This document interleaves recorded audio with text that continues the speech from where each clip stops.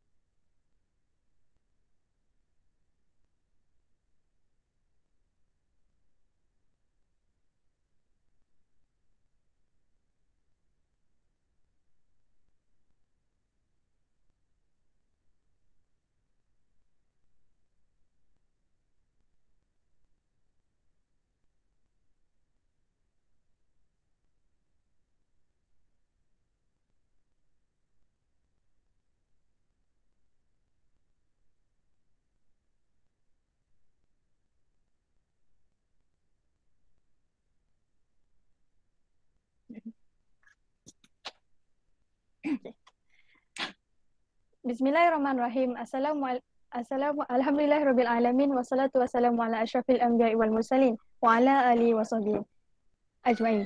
Assalamualaikum warahmatullahi wabarakatuh. Salam ukhuwah, salam kasih sayang dan salam satu Malaysia. Warga Dewan sekalian, bersyukur kita kehadrat Allah Subhanahu Wa Taala kerana dengan izin serta limpah kurnia daripadanya dapat kita bertemu lagi dalam gelanggang forum bersama saya Nurul Husna binti Rahman pada pagi yang berbahagia ini. Hadirin yang dirahmati Allah sekalian, yang bak kata pepatah, tak kenal maka tak cinta.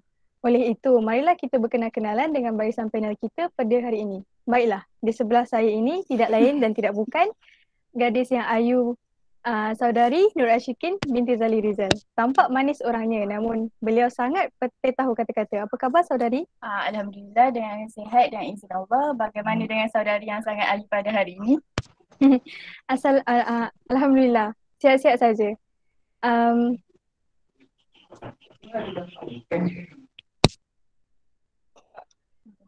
Terima kasih saudari. Kita teruskan dengan ahli panel kita yang kedua, saudara Muhammad Faris bin Nur Azizi yang tampak bergaya dan segak orangnya. Apa khabar saudara?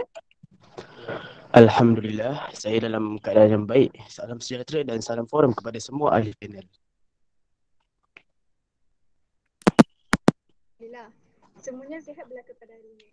Usai salam perkenalan daripada ahli panel, marilah kembali kepada topik forum kita iaitu ajaran-ajaran sesat.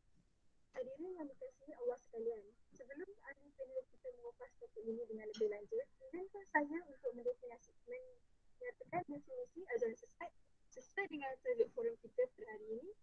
Istilah ajaran sesat adalah satu istilah yang bersifat relatif, iaitu tidak mutlak kerana dapat banyak takrifan dan definisi yang telah diberikan oleh pelbagai pihak. Namun, Kamus Dewan Ajaran ditarifkan sebagai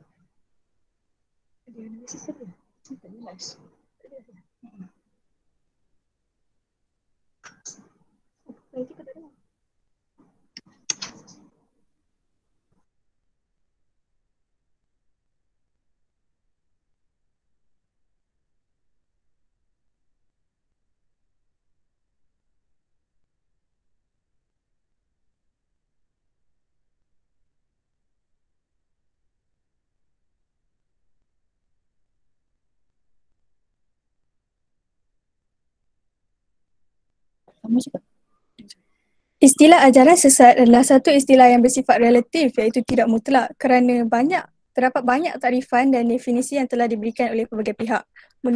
Menurut Kamus Dewan, ajaran ditarifkan sebagai segala sesuatu yang diajarkan, dinasihatkan, petunjuk, teori dan mazhab. Manakala sesat pula ditarifkan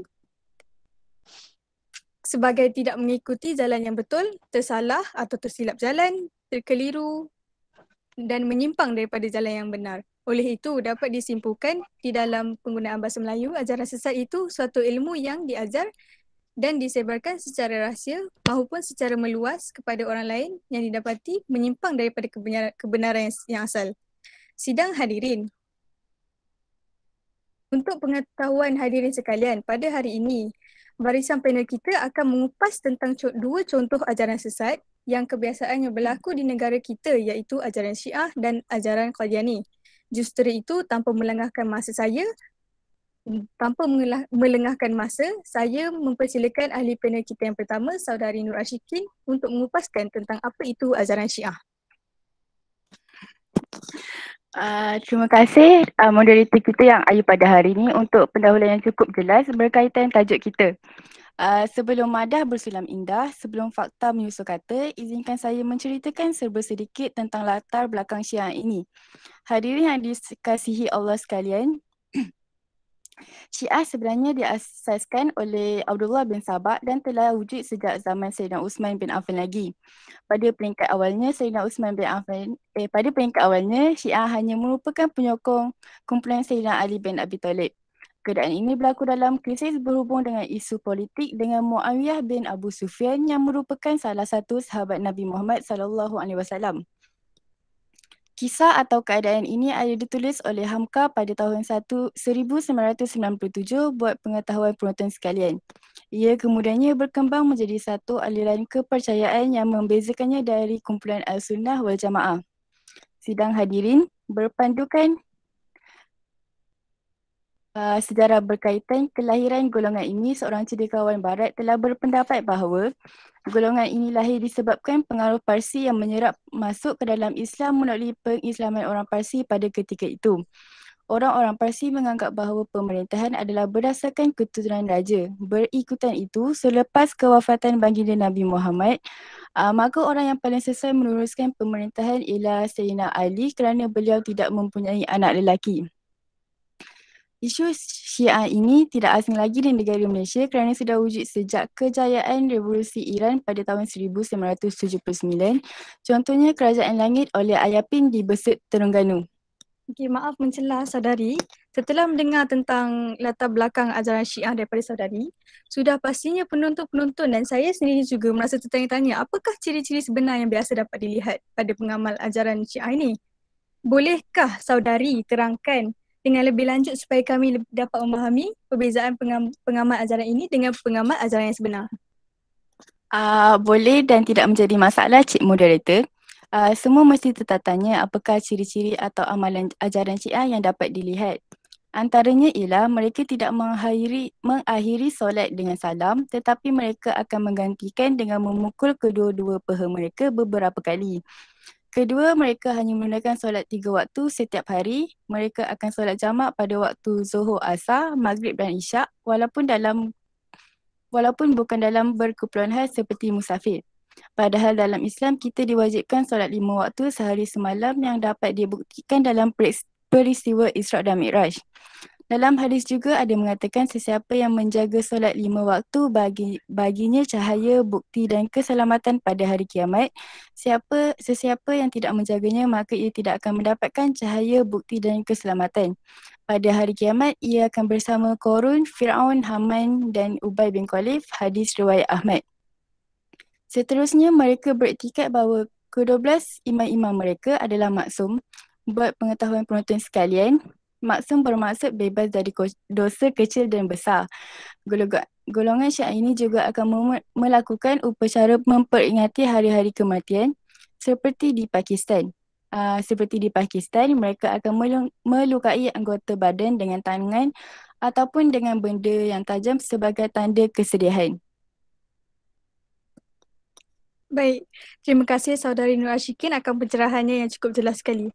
Merujuk kepada apa yang telah ahli panel kita yang pertama terangkan tadi, dapat saya rumuskan bahawa ajaran Syiah merupakan ajaran yang sangat menyeleweng serta bercanggah dengan ajaran Islam yang lurus. Lantaran itu, umat Islam perlulah membuka mata dan mendalami ilmu agama yang sebenarnya supaya tidak terpesong ke arah kesesatan yang akan mengakibatkan kemurkaan Allah SWT ke atas kita.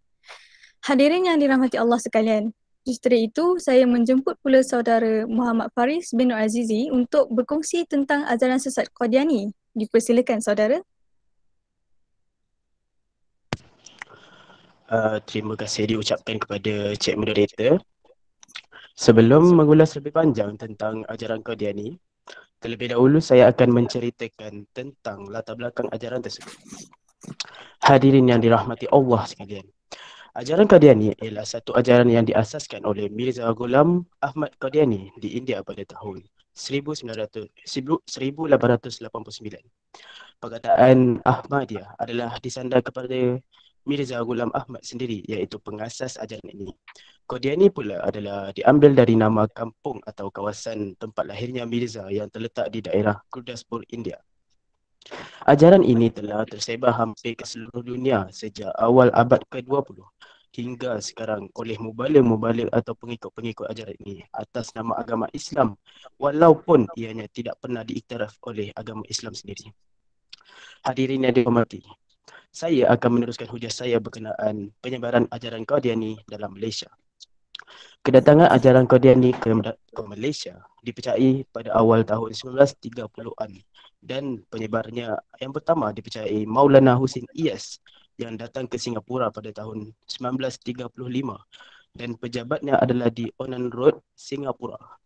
Melalui pangkalannya di situ, beliau menyebarkan ajaran ini selepas Melalui pangkalannya di situ, beliau menyebarkan ajaran ini. Selepas Maulana Hussein Iyas, Datang pula Maulana Muhammad Sadiq bin Bakaratullah pada 22 hari bulan Disember 1949 sebagai wakil penyebarnya di sini. Saudara, bolehkah saudara berikan contoh ciri-ciri pengganut ajaran Qadiani ini? Sudah tentu boleh. Apa salahnya?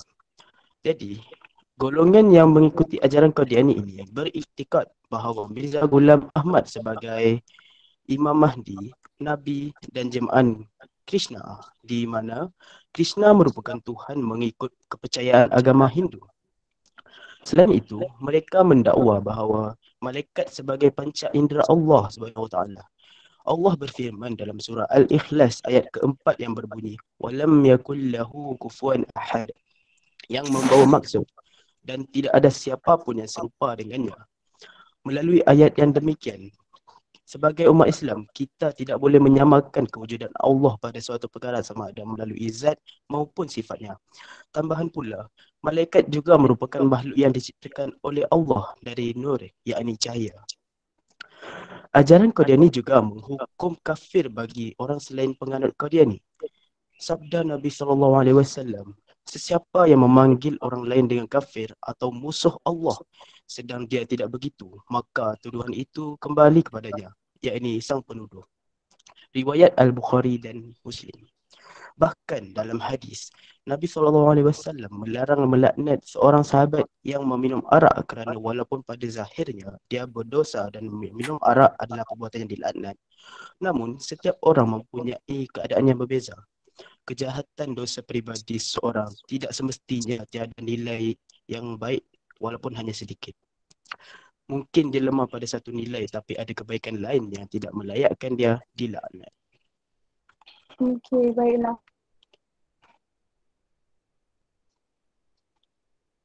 Hadirin yang budiman, setelah itu saya mempersilakan ahli panel kita yang kedua untuk menerangkan tentang faktor mengapakah masih berlakunya penyebaran ajaran sesat ini. Saudara dan saudari yang dikasihi sekalian, penyebaran ajaran sesat tetaplah beroperasi walaupun sebahagian besarnya telah dibanteras kerana masih terdapat kelompok kecil yang masih berhempas pulas dalam menyebarkan kepercayaan mereka terhadap ajaran sesat. Bagi mereka yang lemah iman serta akidahnya, mereka akan mudah terpengaruh dan mula terpesong dari ajaran yang benar. Faktor utama masih berlakunya penyebaran ajaran sesat ini adalah kerana kejahilan seorang itu dalam ilmu agama. Hal ini dikatakan demikian kerana mereka akan memasang tanggapan bahawa ajaran sesat adalah lebih mudah untuk dilakukan berbanding ajaran Islam. Sedangkan Islam merupakan agama yang mudah dalam pelaksanaan ibadahnya dan sama sekali tidak menyusahkan umatnya.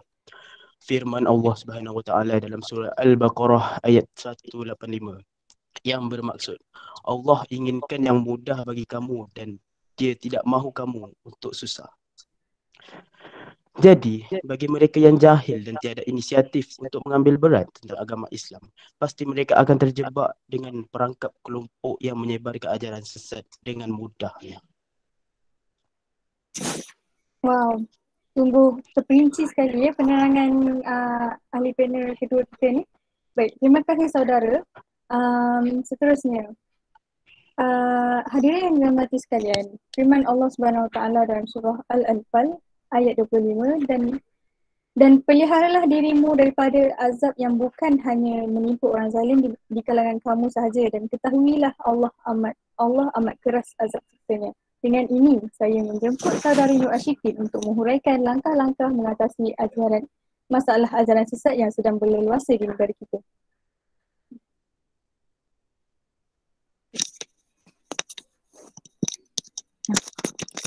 Hadirin yang dirahmati Allah sekalian, semua pihak dari kecil hingga dewasa mempunyai peranan masing-masing untuk mengatasi ajaran ini. Antaranya, individu perlu menguatkan iman dalam diri masing-masing. Hal ini supaya tidak mudah terpesong apabila diajar oleh seseorang untuk menyertai ajaran Syiah ini. Di Malaysia juga terdapat beberapa pusat pemulihan akidah seperti di Ulu Yam Selangor dan Jelebu Negeri Sembilan. Mereka yang ditangkap akan mempelajari pembelajaran akidah sehingga mereka pulih. Kerjasama dalam penguatkuasaan undang-undang dalam menangkap siapa yang menyertai ajaran Syiah ajaran Syiah ini juga amat penting dalam menghalangi ajaran Syiah ini dari terus menular dengan lebih teruk. Alhamdulillah, cukup jelas sekali penerangan daripada ahli panel kita yang pertama. Maka dapat saya simpulkan di sini bahawa setiap pihak haruslah berusaha dalam membendung masalah ajaran sesat ini daripada terus berleluasa. Terima kasih saudara Nur Ashikin. Hadirin yang dirahmati Allah sekalian, setelah mendengar penjelasan daripada barisan panel kita yang terperinci sebentar tadi, terdapat satu persoalan yang bermain-main dalam fikiran saya. Soalannya ialah, apakah motif sebenar penyebaran ajaran sesat ini berlaku? Baiklah. Terima kasih saudari moderator atas soalan yang cukup baik tersebut. Berkaitan dengan penganut ajaran sesat ini, mereka sentiasa merasakan bahawa ajaran mereka lah yang benar dan betul. Sedangkan mereka hanya bergantung pada akal mereka semata-mata. Banyak perkara yang direka-reka dan bercanggah dengan syariat Islam. Pada hakikatnya sebenarnya, mereka lah orang yang jahil yang didorong oleh nafsu dan hasutan syaitan. Antara motif utama mereka adalah untuk mendapatkan wang dan mengumpul kekayaan dengan jalan yang mudah daripada pengikut-pengikutnya. Menurut Ustaz Abdul Hamid bin Yunus, mereka mempunyai banyak motif yang terselindung dan ia sukar untuk dipastikan kerana tiada dalam bentuk tertulis dan seumpamanya. Walau bagaimanapun, setakat ini pihak JAKIM telah mengesan beberapa motif utama yang amat berbahaya dan membahayakan akidah umat Islam dan keselamatan negara. Antaranya adalah menghina ulama, meruntuhkan syariat Islam, memperkecilkan Al-Quran dan As-Sunnah, membentuk kumpulan makrifat yang berhubung secara langsung dengan Tuhan, tidak sebagaimana Rasulullah yang berhubung melalui perantaraan Jibril alaihissalam. Itu sahaja berkaitan soalan saudari tersebut. Baik, terima kasih saudara atas penjelasan yang cukup mantap sebentar tadi. Kini saya dapat menambah ilmu tentang motif sebenar tentang penyebaran ajaran sesat ini. Seterusnya, saya juga ingin mengajukan soalan kepada saudari Ashikin, iaitu siapakah yang biasanya menjadi mangsa ajaran sesat? Terima kasih saudari moderator. Untuk menjawab persoalan tersebut, golongan yang mudah terpengaruh menjadi ajaran sesat adalah terdiri daripada pertama, orang yang jahil dan kosong jiwa kerana tidak mempunyai pengetahuan agama yang cukup dan mendapat dorongan kawan-kawan supaya berguru atau belajar melalui orang-orang tertentu yang mengajar secara rahsia dan sulit. Kedua, golongan yang gairah mencari ketenangan jiwa dan kesempurnaan beragama terutama melalui unsur kerohanian dengan cara jalan pintas. Ketiga, golongan yang salah atau menyeleweng dalam hal yang berhubung dengan usul. Hal ini terjadi kerana mereka kurang mantap dalam usul syariah dan tujangan serta pengetahuan mereka yang lemah dalam hal sidik dan ikhlas. Mereka mendakwa diri mereka hampir dengan Allah SWT dan berada di makam tertinggi. Keempat, dalam keadaan ini terdapat orang yang suka mengeksploitasikan kejahilan dan kedahagaan masyarakat kepada kesempurnaan kerohanian dan lalu digunakan untuk kepentingan tertentu seperti untuk mendapatkan kekayaan, pangkat, kuasa dan nafsu mereka. Di samping itu, terdapat golongan yang berpegang kepada konsep kebebasan intelektualisme. Golongan ini mengagungkan rasionalisme dan pendekatan yang dikatakan secara saintifik dan imperial dalam soal agama. Golongan ini membawa fahaman modernisasi dalam Islam yang bertentangan dengan akidah dan fahaman yang diiktiraf dan diterima masyarakat di negara. Mereka ini dengan fikiran-fikiran baharu itu menggugah akidah orang yang kurang kukuh pegangan. Dengan itu, akhirnya telah menimbulkan ajaran-ajaran sesat yang membawa kepada perpecahan dalam masyarakat. Baik, terima kasih atas penjelasan yang cukup baik sebentar tadi. Kita sedia maklum bahawa ajaran sesat cukup memberi kesan kepada akidah kita. Persoalannya, apakah kesan dan implikasi daripada ajaran sesat ini kepada umat Islam? Oleh itu, saya ajukan pertanyaan ini kepada saudara Muhammad Faris untuk dihuraikan. Dipersilakan saudara. Terima kasih saudari atas kesudian untuk bertanya kepada saya.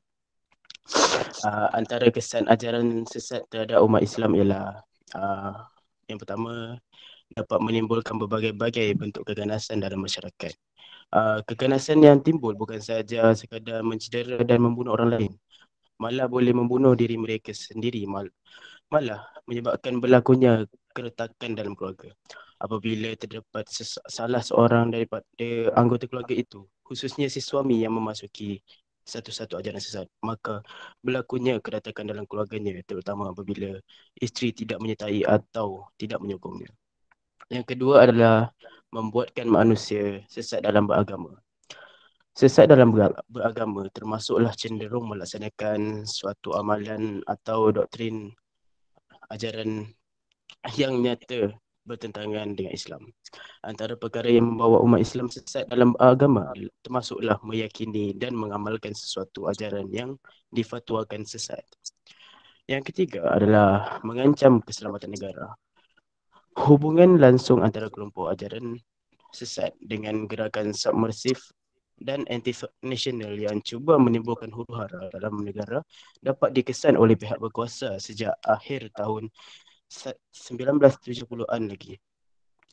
Di samping meluasnya kesesatan akidah dan penyelewengan syariah Islamiah dalam kalangan umat Islam, ajaran sesat juga membawa perpecahan serta pertumpahan darah dalam masyarakat. Itu sahaja penjelasan daripada saya. Terima kasih. Baik.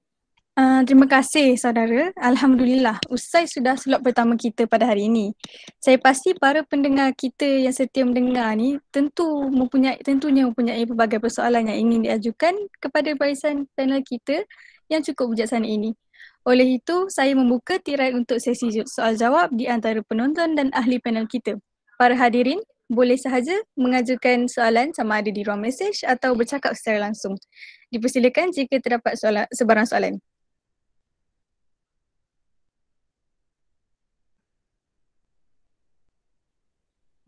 Okey, baik. Kita dapat soalan daripada sahabat kita, Norlela, saudari Norlela Manja.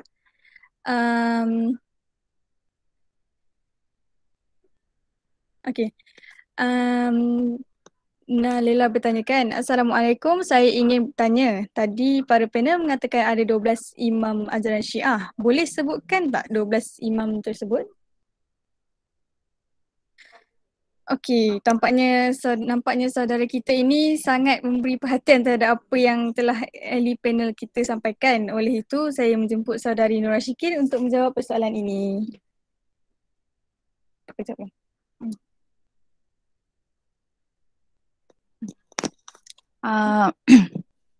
Okey, terima kasih atas soalan tersebut. 12 imam ajaran Syiah yang saya sebutkan sebentar tadi ialah Abu Al-Hasan, Abu Muhammad, Abu Abdullah, Ali, Al-Husayn, Abu Abdullah, Abu Ja'far, Abu Ibrahim, Zulfikar, Abu Qasim, Musa dan Muhammad. Baik. Okey, cukup tak tadi 12? Saya rasa dah cukup dah tu. Terima kasih saudari Ashikin. Oleh itu, marilah kita teruskan sesi soal jawab kita ini. Terdapat satu persoalan daripada saya nampak tadi terdapat satu persoalan daripada penonton kita, iaitu daripada saudari Nur Nasha Sofia, iaitu saya juga ingin bertanya, bagaimanakah ajaran sesat boleh mencemarkan Al-Quran dan As-Sunnah? Sama-sama ya Lela. Okey. Terima kasih atas soalan itu. Okey, baik. Soalan ni saya nak ajukan kepada ahli panel kita yang kedua, iaitu saudara Muhammad Faris. Okey, dipersilakan saudara. Okey. Jadi saya akan menerangkan bagaimana. Okey. Mereka mencemarkan kitab suci kita dengan cara menafsirkan kembali akidah tentang Al-Quran dan As-Sunnah. Mereka tidak memandang pentingnya ijma' sebagai punca pengetahuan Islam. Mereka hanya mahu merungkai semula ajaran agama dan ilmu Islam daripada Al-Quran dan As-Sunnah. Mereka menjadikan ajaran mereka sebagai alat untuk cemarkan Al-Quran dan As-Sunnah serta menyusun semula mengikut cara mereka sendiri. Ya, itu dia. Okey, saya harap jawapan tu dapat menjawab persoalan daripada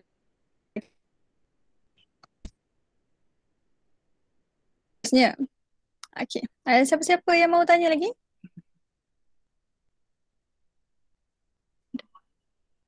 Okey. Kita dapat soalan daripada saudara Amirul Afiq. Apakah terdapat ajaran tersebut di Malaysia? Okey. Saya ajukan soalan ni kepada saudara Muhammad Faris lah. Dipersilakan saudara. Okey, saya akan menjawab dengan soalan ini dengan senang hati. Ada, iaitu ajaran anak Hasan, anak Limau ataupun Ayah Pin. Pengasas ini tiada guru dan kitab agama yang muktabar, yakni betul. Guru mengaku sebagai Tuhan dan mendakwa sebagai utusan para nabi. Tidak perlu solat dan percaya kiamat tidak wujud. Selain itu adalah fahaman black metal. Mereka menghina kewujudan Tuhan semua agama, pemujaan syaitan dalam muzik dan lirik lagu. Menggunakan simbol syaitan. Aktiviti dijalankan secara rahsia, mengoyak dan membakar Al-Quran dan fanatik terhadap petua. Itu saja. Okey, nampak menakutkan ya penerangan yang sebentar tadi tu. Seterusnya kita ada soalan terakhir daripada saudara Muhammad Faris. Beliau bertanya, wahai Tuan Panel, saya ingin bertanya persoalan yang berbunyi, berapa lama hukuman akan dijatuhkan kepada orang yang mengikut ajaran ini? Okey, baiklah. Saya ajukan soalan ini kepada saudari yang cantik saya di sebelah saya. Saudari Nur Ashikin, dipersilakan saudari. Okey. Ikut hukum syarak, siapa yang menyertai ajaran Syiah ini siapa yang tak nak bertaubat akan dikenakan hukuman pancung. Tapi kalau ikut Akta Pengurusan Islam di Malaysia, khususnya dalam penyelewangan akidah dalam ajaran sesat ini, mereka harus membayar 3,500 atau 5 tahun penjara dan 6 kali sebatan di penjara. Okey, baik. Terima kasih atas penerangan tadi. Okey, dengan ini saya nak buka lagi sesi soal jawab ini. Jika ada apa-apa yang ingin ditanyakan? Lagi? Okey, nampaknya ruang mesej kita dah tak ada soalan lagi yang diajukan. Okey, saudari dan saudara ahli panel ingin menambah apa-apa? Tak ada. Tak ada, saudari. Okey, baik. Nampaknya baiklah, maka dengan berakhirnya sesi soal jawab sebentar tadi, berakhirlah sesi forum kita pada hari ini. Sebelum saya akhiri program ini, ingin saya menambah sikit tentang sedikit sebanyak tentang ajaran sesat ini. Ajaran sesat merupakan salah satu senjata yang digunakan oleh musuh-musuh Islam untuk menghancurkan umat Islam daripada dalam. Jadi untuk mengelakkan umat Islam terjebak dengan ajaran sesat, mendalami pengetahuan dan pengajaran Islam merupakan jalan pintas yang dapat menghalang berlakunya ajaran sesat. Untuk memastikan negeri Johor dapat membendung ajaran sesat dalam jangka masa panjang, enakmen pentadbiran agama Islam Johor dicadangkan supaya menambah satu seksyen yang menekankan bahawa ajaran ahli sunnah wal jamaah sahaja yang boleh disebarkan di negeri ini, dan siapa-siapa yang melanggar enakmen ini boleh dikenakan tindakan tertentu. Firman Allah SWT untuk menjaga sifat yang baik bagi manusia dengan maksudnya, maka sesiapa yang memberi dan bertakwa dan membenarkan yang baik-baik, kami akan mudahkan baginya untuk mencapai bahagia. Dan siapa-siapa yang bakhil dan puas dengan dirinya sendiri dan mendustakan yang baik-baik, maka kami akan mudahkan baginya jalan kesukaran dan tiada berguna baginya harta ia jatuh tersungkur. Surah Al-Lail ayat 5 hingga 11. Justeru saya akhiri forum ini dengan serangkap pantun. Bunga dedap di atas para, anak dusun pasang pelita. Andai tersilap tutur kata bicara, cari disusun, maaf dipinta. Sekian, wabillahi taufiq wal hidayah. Wassalamualaikum warahmatullahi wabarakatuh. Waalaikumsalam. Terima kasih kepada Husna Muhammad Faris di atas pembentangan. Seorang lagi saya tak tahu nama lah. Okey, awak punya pembentangan forum macam biasalah, biasa-biasa je lah kan. Macam saya kata, saya tak jumpa lagi wow factor untuk pembentangan. Pembentangan pula untuk forum. Menyanyuk dah aku ni. Okey. Sebenarnya benda ni saya dah sebut banyak kali dari segi apa tu? Dari segi semasa awak bercakap tu, saya memang confirm awak baca. Itu memang confirm. Dan saya tak nafikan awak baca dan saya tak ada masalah pun awak baca. Tetapi sebelum awak baca tu saya rasa awak boleh baca 3, 4, 5, 6 kali dulu supaya awak tak nampak yang awak sebenarnya tersasul. Tersasul. Tadi ada 2-3 kali lah saya dengar tersasul. Jadi awak dah boleh tahu nada suara awak. Okey. Sebab awak punya forum ni saya akan minta awak edit dan awak akan masukkan dalam channel YouTube untuk adik-adik tengok akan datang dan college-college lain pun akan tengok juga. Jadi itu yang saya suruh buat yang terbaik lah. Okey. Untuk yang terbaik buat forum. Itu satu. Okey, yang kedua berkaitan dengan Syiah. Sebenarnya Syiah ni meluas.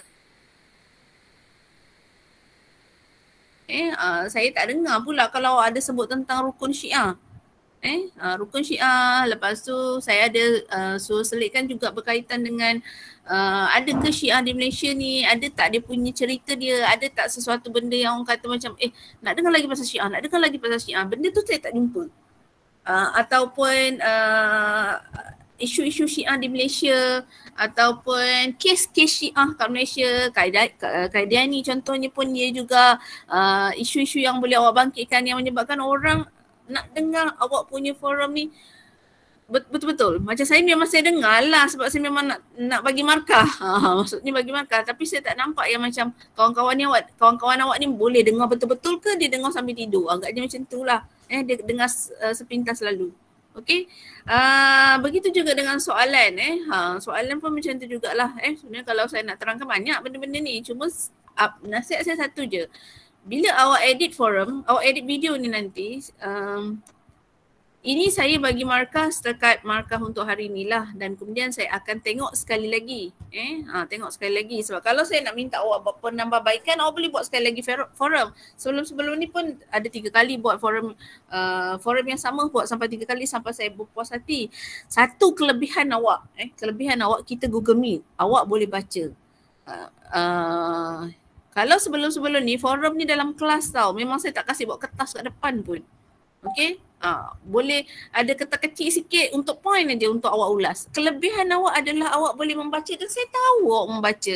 Tapi kalau awak membaca tu gunalah nada yang nada berforum. Jangan sampai awak tersasul-sasul.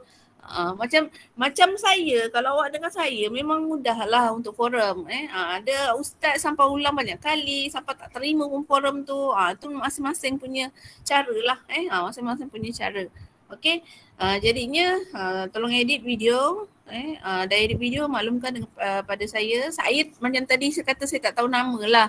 Muhammad Faris memanglah saya tahu dah nama dia kat situ. Nurul Husna ni yang mana satu, seorang lagi tu tak tahu nama. Jadi dalam forum tu edit lah letak nama untuk memudahkan saya bagi markah. Okey, saya rasa itu sahaja. Terima kasih kepada kumpulan yang dah submit video dalam link Google Form yang saya bagi tahu. Hari semalam adalah last lah.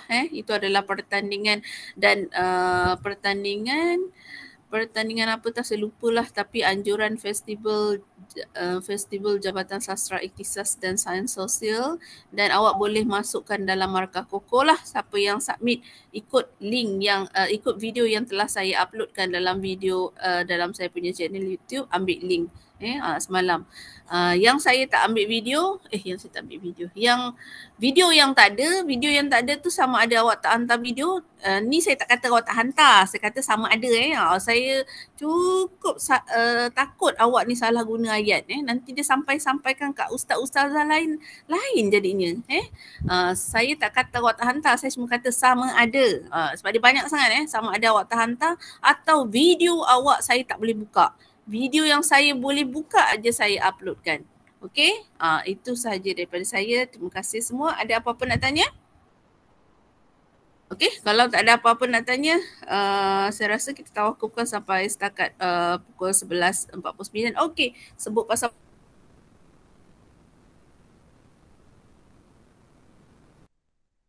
sebelum-sebelum ni lah.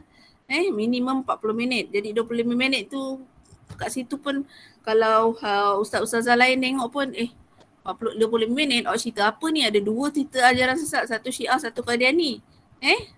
Okey. Itu saja daripada saya. Terima kasih semua. Terima kasih Ustazah. Terima kasih Ustazah.